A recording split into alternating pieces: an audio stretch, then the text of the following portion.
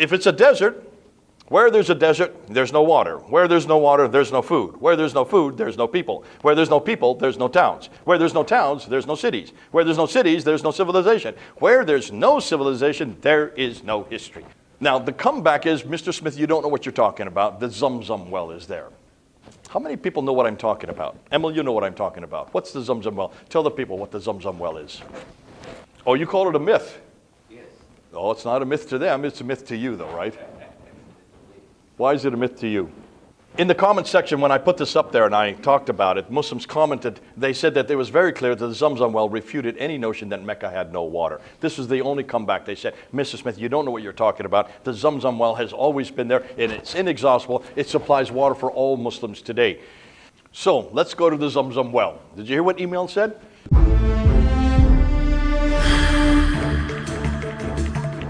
Welcome to Events and History, where we explore the origins, teachings, and historical development of Islam with a fact-based, analytical approach. In the heart of Mecca stands the legendary Zamzam well, touted as an inexhaustible miracle from God, springing forth for Hagar and Ishmael thousands of years ago. Muslims worldwide revere it as the purest, sweetest water on earth, miraculously replenished by Allah to quench billions, bottled and shipped globally, sustaining pilgrims and Mecca's millions without ever running dry. Dr. J. Smith shatters this narrative with stark evidence. A tiny well, 30 feet wide, deepened to 31 meters, pumps just 19 liters per second after rain. Yet Mecca demands vastly more, 1,400 liters per second for residents alone, surging during Hajj. He simply asks you to Google it to find the truth. Pipes snake in and out, feeding from 27 massive Red Sea desalination plants built by American, Spanish, and Canadian firms. Queen Zubaida's 8th-century aqueduct once bridged the gap, renovated repeatedly until modern tech took over. No divine spring here, just engineered Western water funneled through a symbolic hole next to the Kaaba. If the miracle relies on foreign pipes, what else in Mecca's sacred story might be constructed? To have water. In order for anybody to exist, you've got to have water. Am I correct? Absolutely. And if there's no water, just like Mars, there's no point in ever going there. Now, the comeback is, Mr. Smith, you don't know what you're talking about. The Zamzam well is there. How many people know what I'm talking about? Emil, you know what I'm talking about. What's the Zamzam well? Tell the people what the Zamzam well is. Oh, you call it a myth? Yes. Oh, it's not a myth to them. It's a myth to you, though, right? Why is it a myth to you? So, let's go to the Zamzam well. Did you hear what email said? It is a well, which is true, and there's a myth that it has always existed, right? It gets even better than that. Did you get that? It's an inexhaustible well. It has always existed. It never runs out of water, okay? That's what he knows. Now, this is modern day. That was just 3 years ago. He's a convert to Islam. He used to be a Christian. Convert to Islam, well-educated, and he's making that claim. It is inexhaustible. Doesn't matter how much water you take from it, it always is resupplied by God himself. All right? Are you picking that up? This is a Western-educated man saying this. So it's not just anybody. That's why I put him up there, because everybody knows David Chappelle if you're in America. He's one of the best comics out there. He's brilliant. Great guy. One of the best I know. And yet, as a convert to Islam, he's even tied into this. Isn't that fascinating? So let's go and see what they do say, what the Muslims claim about this well.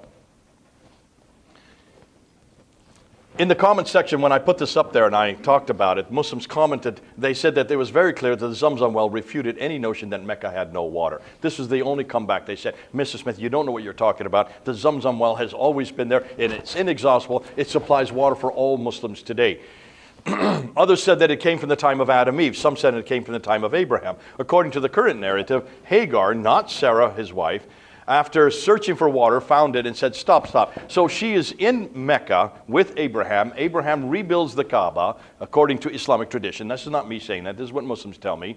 And when Abraham threw Hagar out of Mecca, she was thrown out into the desert, right? She ran out of water. You have to have water. That's in order to survive. So she left Ishmael where he was, and she went running to one mountain called Safa to look for water, couldn't find it. Ran to another mountain called Marwa, couldn't find any water. So she ran back and forth 7 times between these 2 mountains. When finally, after 7 times, not finding any water, she comes back to where Ishmael is sitting, and there's this water burbling out of the ground. And it was so much, she said, "Zum, zum, zum, zum," which means stop, stop. That's what he said in the film. Stop, stop. That's enough, that's enough. Not too much water. And that's where the Zamzam well is, where Hagar is. So, obviously, that's right where the Kaaba is. Furthermore, it's the world's cleanest and purest water, they said. It can accommodate every pilgrim who comes to Mecca and the rest of the Muslim world who would like to drink it. Thus, it is bottled and used by millions around the world. I wanted to make sure that these guys who were commenting were really right, so I wanted to go and see what the official line was from Saudi Arabia itself, from Mecca itself. So I went to the Nada Hamid, who writes for Mecca. He is the official biographer for that whole part of the world. And this is what he says in his Arab News in 2020.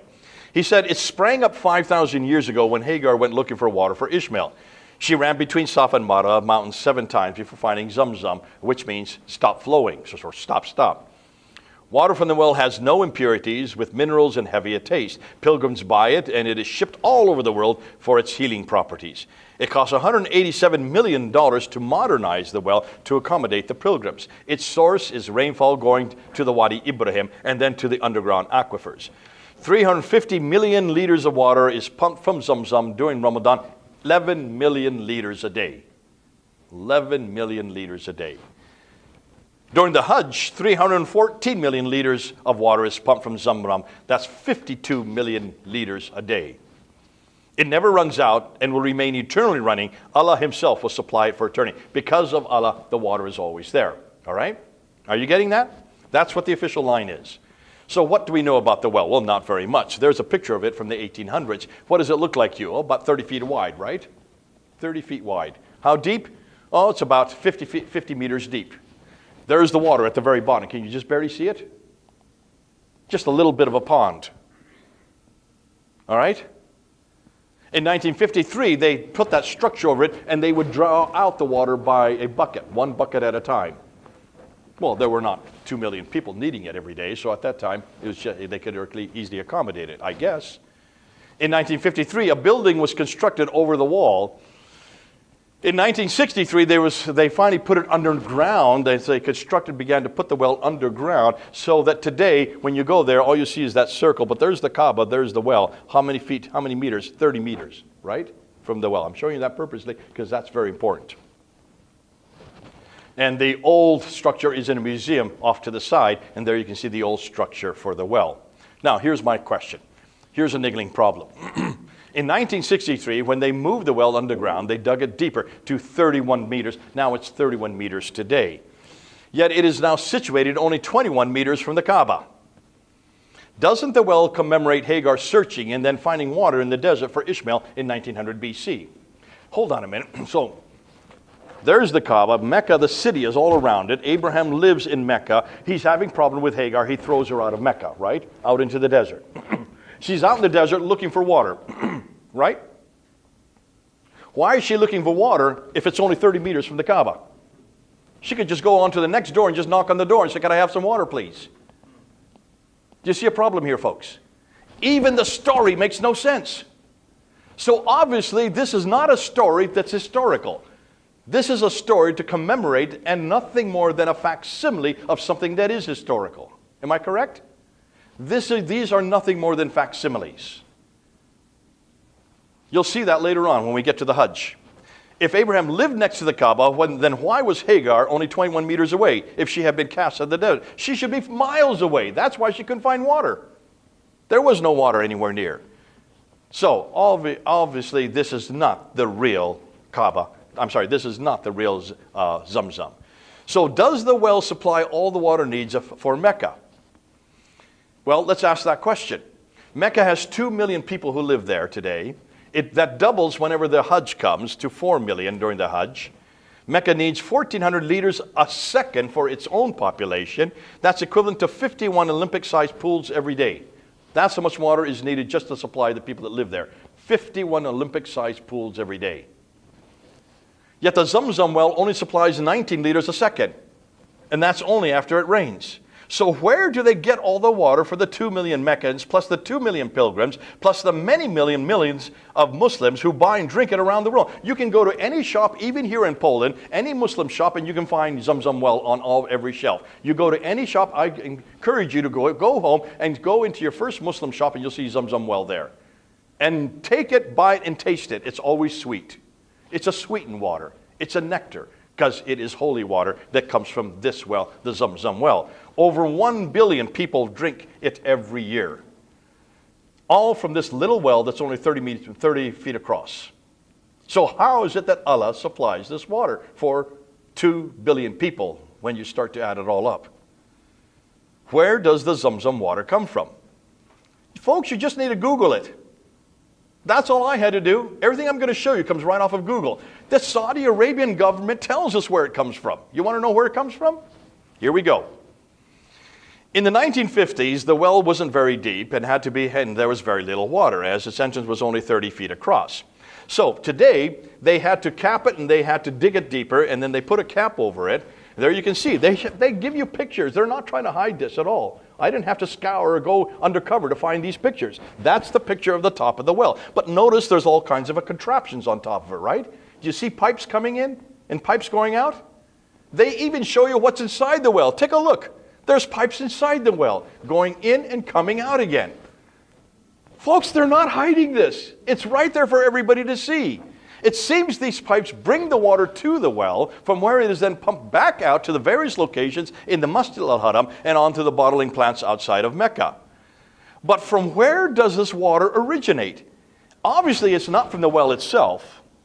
It basically just wanted to go in and out so they can say it comes from the Zamzam well. All right? You see what's going on?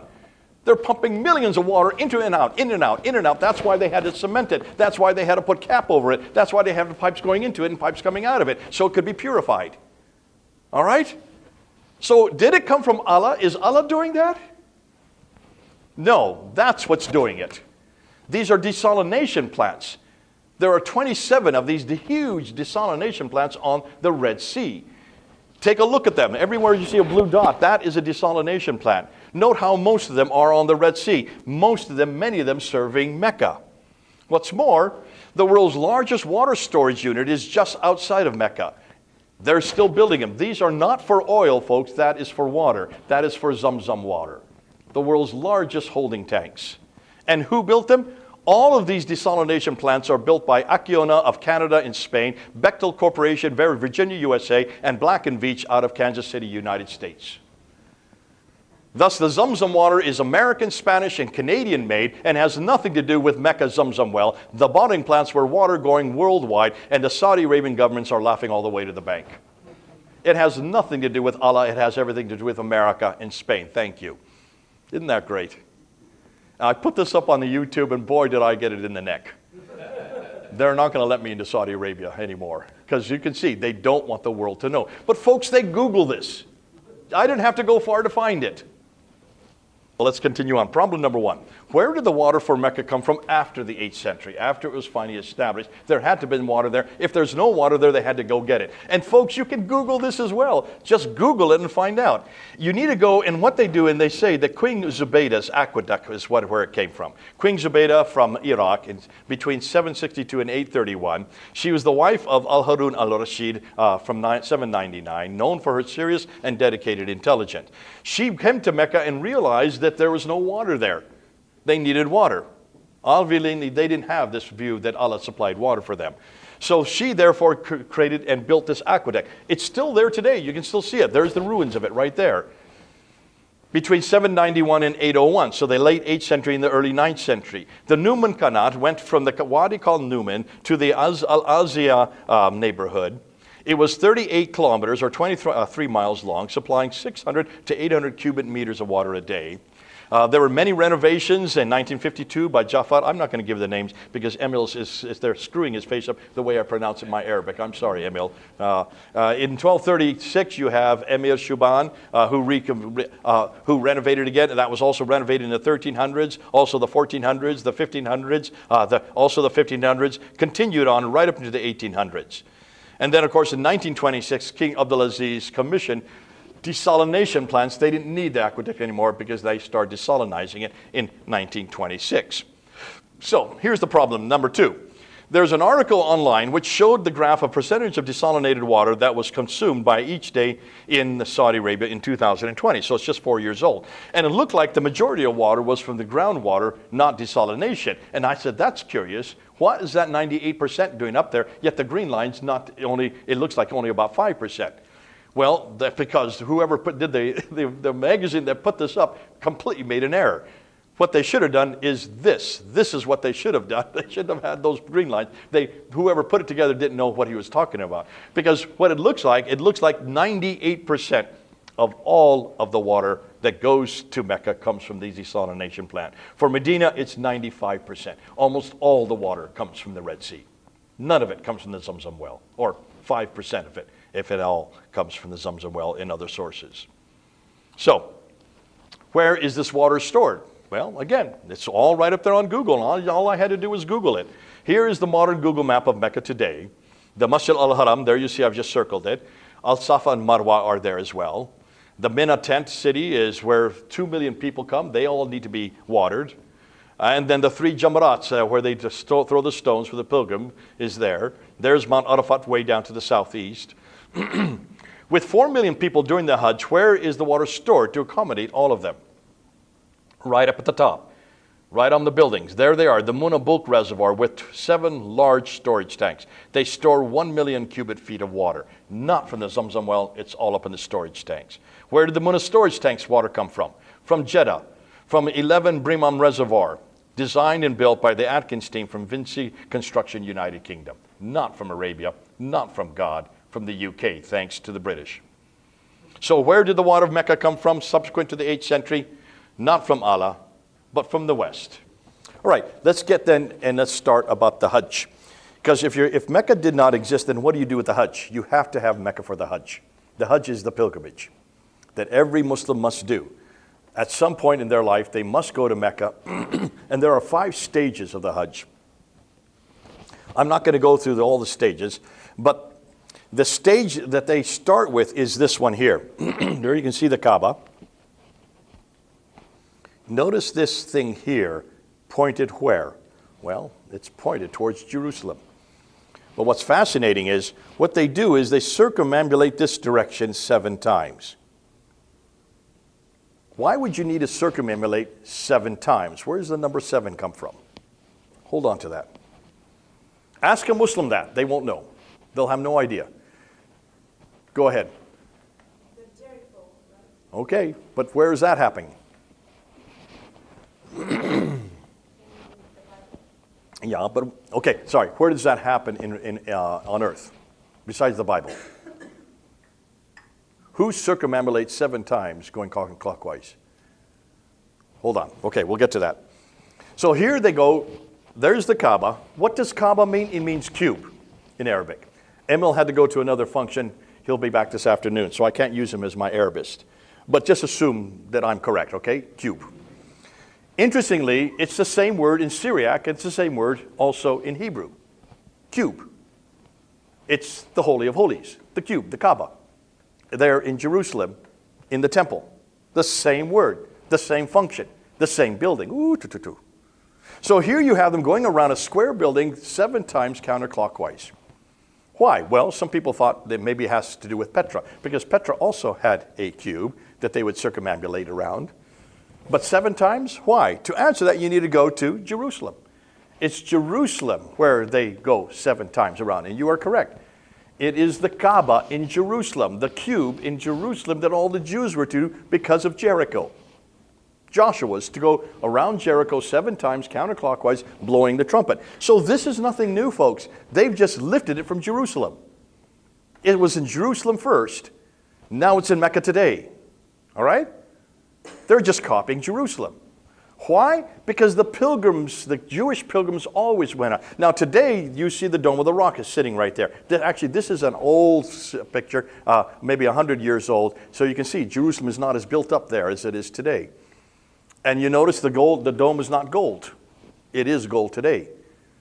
It was only made gold in 1876. Most of the outer parts of the Dome of the Rock the Dome of the Rock has been destroyed and rebuilt 11 times. The only original part are the inner ambulatories, which you can't see. That's hugely significant, as you're going to see why in just a bit.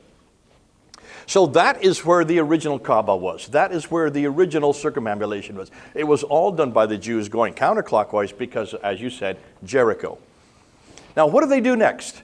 Next thing they do, there's the Kaaba there, right? They go around the Kaaba 7 times. Then they run back and forth between Safa and Marwa, Safa and Marwa. Remember, Safa and Marwa is where Hagar is looking for water. She's going to this mountain called Safa. She's going to this mountain called Marwa. Do those look like mountains to you? No, they look like rocks to me, just 20 feet high. Children can play on that. Yet that's the Safa and Marwa that they go to. Obviously, this is not the original Safa and Marwa. Am I correct? Because if this is the original Safa and Marwa, it would be way out in the desert, like I said earlier. It's not out in the desert. It's only 21 meters away from the Kaaba. There's the Kaaba. There's Safa and Marwa. The Zamzam well is right there.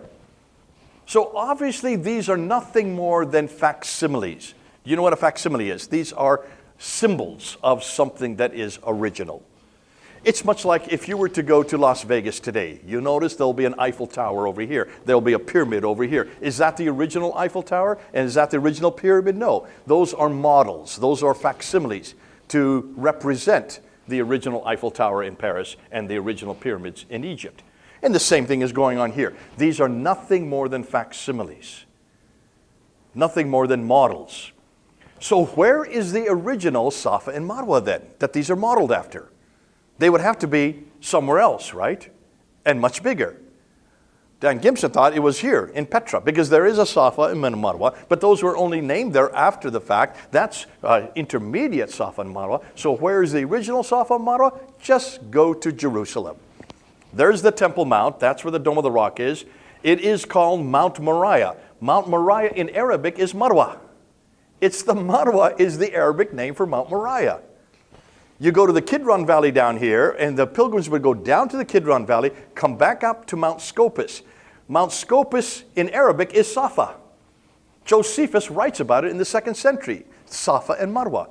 There is the original Safa and Marwa in Jerusalem. Surprise, surprise. There's nothing new under the sun. Everything Islam does is borrowed, proving that Hagar had nothing to do with Safa and Marwa, not up here, because Hagar was not up this far south, north.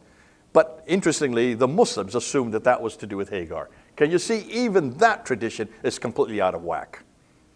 But that's typical of Islam. Everything they do, they just make up as they go. And you'll see that's even happening as we speak. So there's the Marwa and Safa. It's in Jerusalem, like the circumambulation is Jerusalem, like the original Kaaba is Jerusalem. It all comes back to Jerusalem. So many of the Hajj traditions are borrowed. The Kaaba in Mecca, it comes from Jerusalem. The Safa and Marwa comes from Jerusalem. You also then, they would then go to the hill of Ararat, the meeting place, Mecca. That is what we know as Mecca, the Mecca Valley. When pilgrims come from to Jerusalem to do their pilgrimage, they would stop at Mecca, and that's where they would do their ablutions, they would do their prayers before they entered into the temple there in Jerusalem. So there's the Ararat that commemorates that. And then curiously, this is something that's not in Jerusalem. They would go to what they call the Jamarat, which is real close to the Kaaba. And there was a pillar up until the 1980s. There is the pillar, and these are all the people who were throwing stones. They would throw 72 stones at the pillar. The problem is not everybody is a good shot, and the stones were hitting the people in the front and killing them. So many people were being killed by these stones that they had to rebuild it to look like this. So today, this is what the Jamarat looks like. 1, 2, 3. Hold on, there was one Jamarat. And up until 1980, the story that goes with that Jamarat is that is the devil. So you are stoning the devil, right? That's why you stone 72 times, stoning the devil. Well, now there are 3 Jamarats. So how do they interpret that? How can there be 3 devils? There are 3 devils. Ask any Muslim, what are the 3 Jamarats for? And they will say, you are stoning the 3 temptations of Abraham.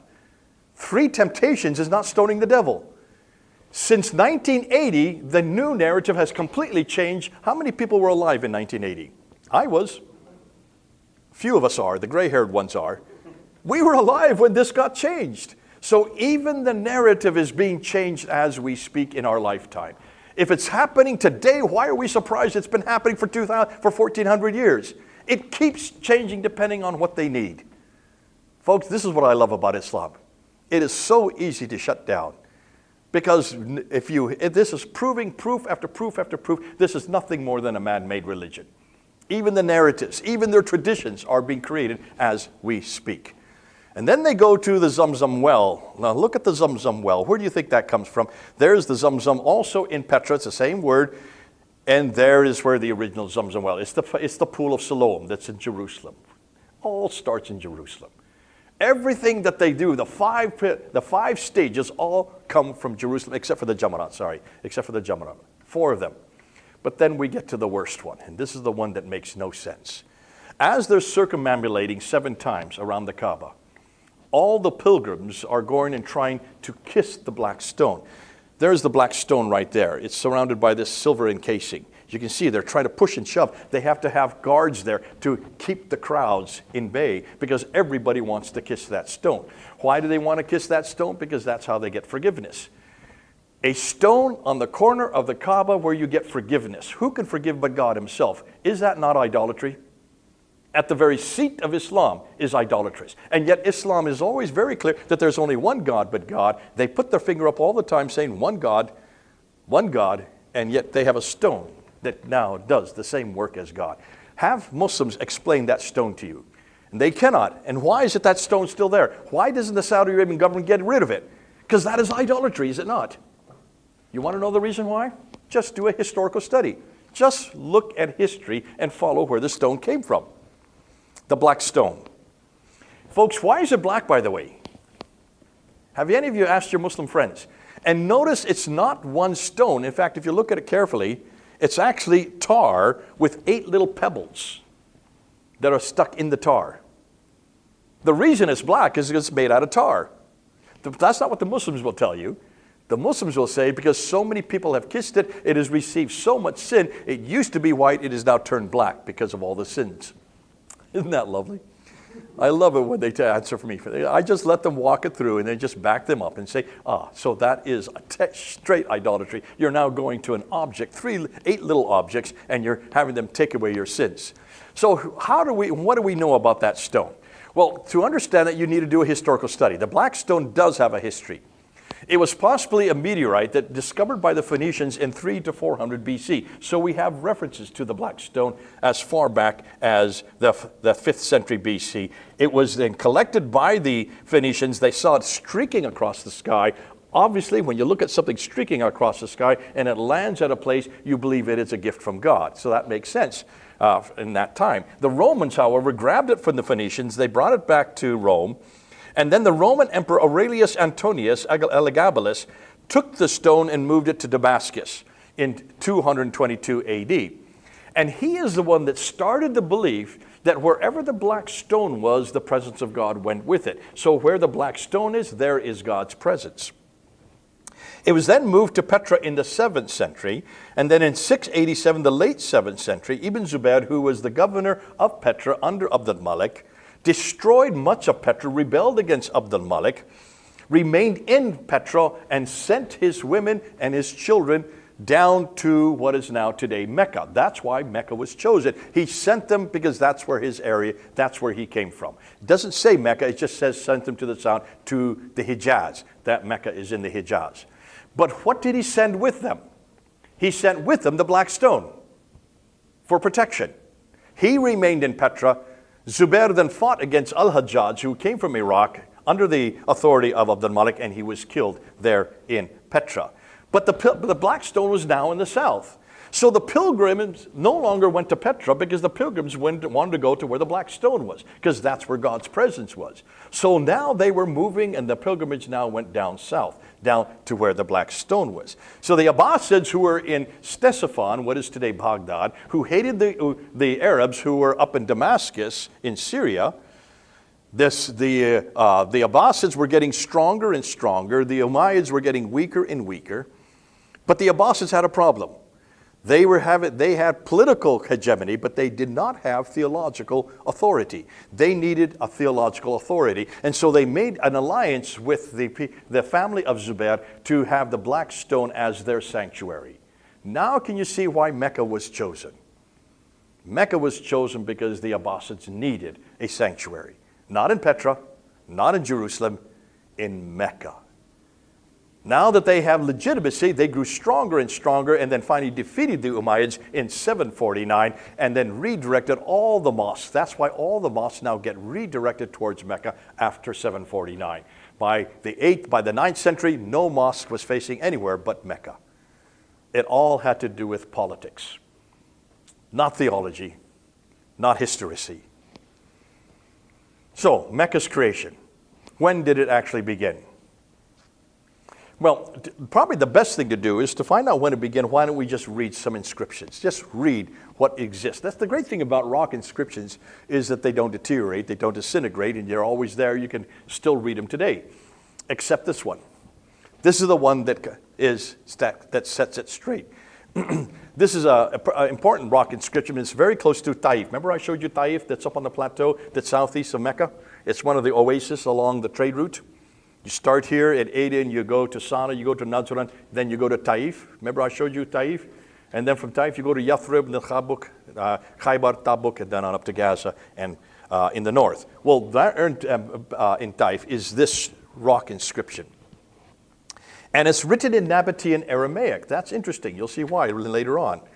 And it says, this was written in the year the Masjid al-Haram was built in the 78th year. The Masjid al-Haram is what the Kaaba is today, the place, a forbidden place of bowing. It never says Kaaba, it just says Masjid al-Haram, which is what the Quran says too, Masjid al-Haram in chapter 2. Note the word Buniya, was built. Muslims today say no, it's saying rebuilt. And the ones who are saying that are from the Asian subcontinent. They're not Arab speakers. And Emil, if he was here, he would support me on this. You cannot get Buniya, you cannot get Ueda out of Buniya. It's completely different consonants. So it's obviously, just read the consonant, it is Buniya, not Ueda. And it's only the Asians that are trying to change the word. So therefore, we can assume that this inscription, which is located 75 kilometers from Mecca on the route to Taif, right next to Taif, refers to the site of the Masjid al-Haram, which later became Mecca in the Hijaz. This would suggest that the Kaaba, and thus Mecca, were built around 697 to 698. That's the late 7th century. Because 78 years after 622 is the year that the Arabs finally got their freedom. Heraclius destroyed the Sassanians, the Persians, and gave the Arabs their freedom. That's why 622 is important for all Arabs. And isn't it interesting the Muslims have chosen that year for the beginning of their calendar? Isn't that fascinating? It has nothing to do with Muhammad. It has everything to do with freedom to be your own. And finally, the year the Arabs were finally had their own autonomy. So 78 years from 622 would make it 698. Conclusion, therefore it was constructed during the reign of Abdul Malik in the late 7th century, and not at the time of Adam and Eve, nor even during the time of Muhammad. Now we can only get that from this rock inscription. Because we've gone public with that, the Saudi Arabian government has now destroyed that rock. It no longer exists. Do you see what they're doing? They're just trying to destroy everything, but we have the pictures of it. There it is right there. And we also have reference after reference, and of course, we can therefore still use it. But can you see the problem for the Saudi Arabian government? They've got to destroy whatever we put up. That's especially happening with the coins, which we're going to talk about probably after lunch, or maybe before.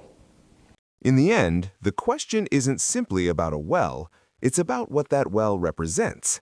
The Zamzam well has long stood as a physical anchor for the Islamic faith, tradition, and identity of Mecca. But when historical silence, geographic challenges, and textual inconsistencies begin to surround something so central, curiosity becomes unavoidable.